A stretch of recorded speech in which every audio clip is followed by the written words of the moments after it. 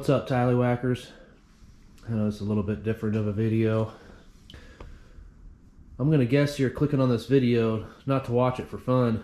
You're probably in the same boat I was when I was trying to figure out what was wrong with this this outboard motor.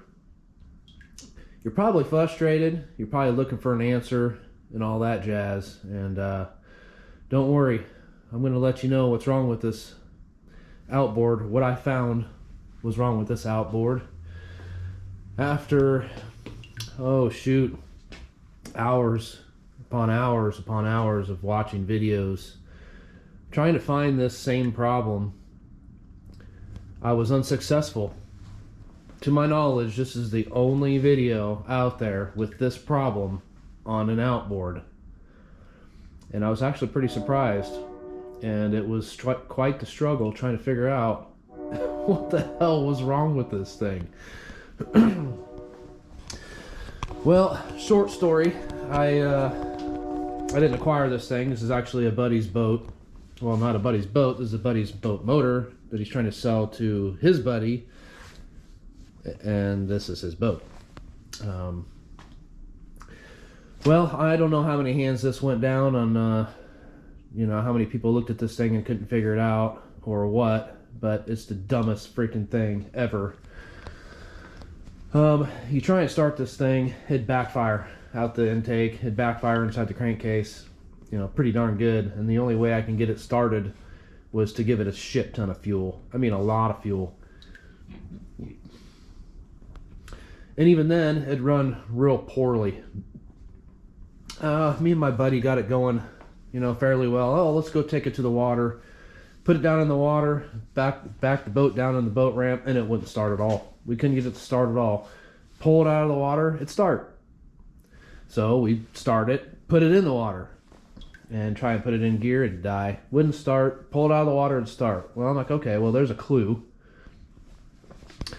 But that clue didn't help me much at all. So, regardless of what my friend did, rebuilt the carburetors, rebuilt the primer pump, linked and synced it, just went through kind of everything, visualized everything, put some plugs in it. I don't know if he put a starter solenoid on it or not, or if the last guy did.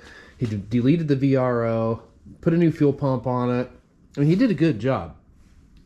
Replaced maybe one fuel line, I don't know. Maybe not. It does need fuel lines, but I might actually do that before I release it to the customer. But man, if I was to go through from start to finish on when I started working on this boat motor until now, the video would be like 14 days long. I couldn't tell you how many times I've linked and synced this thing. I couldn't tell you how many times I've had the spark plugs out. I couldn't tell you how many times I've had the carburetors off. I put new reed valves in it because the reed valves were iffy. Didn't think it was a problem, but man, you got to start somewhere. Just checking it over, watching videos, coming out, doing compression tests. I mean, compression's great. 140, 145 per cylinder. I mean, and they're dead even. So I think this motor's got low hours on it, and it's worth salvaging. So that's kind of why I kind of went the lengths that I did to work on this thing and to try and figure this thing out. Unfortunately, I did sacrifice some walleye fishing, some deer hunting, some other things that I could have been doing. I could have been working on my car, whatever, blah, blah, blah. Anyway, that's nobody else's fault but my own for taking this on and saying that I'd get it done. So I can't blame nobody on that. But maybe, just maybe, my buddy will get me a deer. That'd be pretty freaking nice of him. He did take me on an awesome vacation. But anyway, this thing would start up, backfire like crazy, run like crap. Couldn't get it to stay running. It took a lot just to get it to start or to fire, and I couldn't find anything online. Couldn't find nothing online, not even one thing. And everything I did find online, I checked and it was fine. And it was always the link and sync, or the carburetors were plugged up, or the coil was bad, or the spark plugs weren't right. Blah blah blah. Well, one day I came out here, hooked up my old trusty test light, and decided I'm gonna use my test light and turn the motor over at the same time. Well, the flywheel was on, and I noticed that 0 is about right here-ish, and when I was turning it over, using my test light, I was getting a flash over here. It's like, well, that's kind of odd. That's really far off. So I'm like, okay, well, this rod's off. I'm like, well, I only get so much. So I pop the rod off, move it over as far as I possibly can, and zip tied it. I got the spark to go about right here. Like, well, so that's nowhere near I need to be. But I tell you what, that thing started right up. It sounded good. Never heard it run like that before. Just a little tap of the key. It'd start up. It'd run. And then she started regurgitating out here down at the bottom, which I thought was pretty good. That means stuff's flowing through pretty good, and it's starting to burn some of the stuff off. And the cylinders are probably full of crap. I haven't had this thing running long enough to burn it all out yet, which I will. So I'm like, okay, let's pop flywheel off. Let's check the key. There's got to be a reason why the timing's off so far. Well, the key's fine. Man, I thought for sure I was going to find a sheared key. So I'm like, oh, shoot. Put the flywheel back on. Everything looks good under there. Nobody's ever had this apart. I'm the only person to ever have this thing off, the flywheel off. And it was a pain to get off. Pullers don't quite get it off sometimes when they get stuck on there real well. And there's other methods of getting it off. Well, eventually I got it off. A little bit of brute force. And moved on to some other things. It's checked everything again. I'm checking carburetors. I'm checking water in the fuel. I switched fuel tanks. Didn't matter what I did. Pull the plugs out. Try and dump out the cylinders by turning it over. Checking the gap. Cleaning them up. You know, doing the link and sync again. Moving some things around and trying to... Nothing would get this thing to run right. Let alone start easily. Running out of freaking loss for stuff. Eventually, I'm like, you know what? It's got to be something completely stupid. And it kept running around my mind. Why is my ignition timing so far off? So I pulled the flywheel back off again.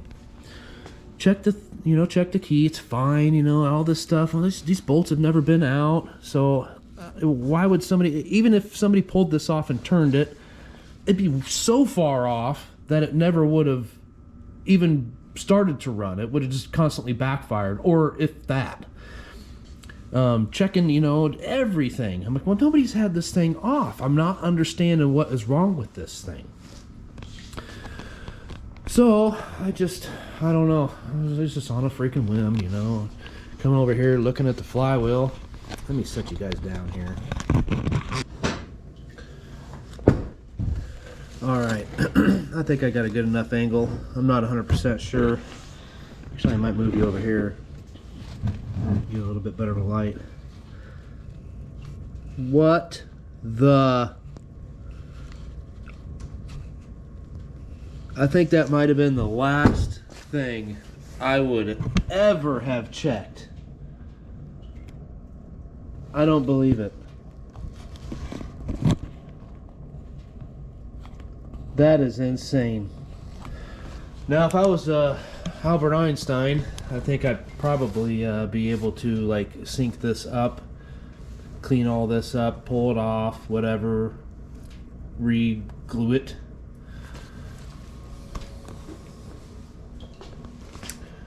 Yeah, not me. I went ahead and just got a flywheel coming from the old Evil Bay, and it's going to cost me 83 bucks. I just can't believe it. I really hope this helps somebody out there looking for this same problem, because I'm telling you, I cannot find this exact problem on the interweb, and it's not telling me to even check this. It's not saying this is ever a problem, so it's telling me either A, it's a secret, or B, could just be a fluke. I could have the only flywheel that they ever made that's bad. I mean, it's possible. It's very possible. I should probably mention that this is an exciter ring, at least that's what I want to call it, and that goes down inside this pulsar coil, and according to the position that it's at, has a lot to do with when your spark plugs are going to actually fire, when they truly make lightning. And that's very critical come when the mechanical side of this thing comes around. Top dead center is when it needs to be firing. And sometimes, a lot of times, if you're running an engine, it's going to want to do it before it. It's called advanced timing. This is retard, advance. Retard, advance. No, that's not bad words for kids in school. It's an actual term. But anyway, I hope this helps somebody. I really do. Did I go over the part number? 514548. Watch out for those dudes. I don't know how many of them they put on engines, but I'm guessing anywhere from 35 horse to 50 or 55 horse had that flywheel. I don't know, but appreciate you guys watching and hanging through there because I didn't catch any fish today. Thanks for watching till I go.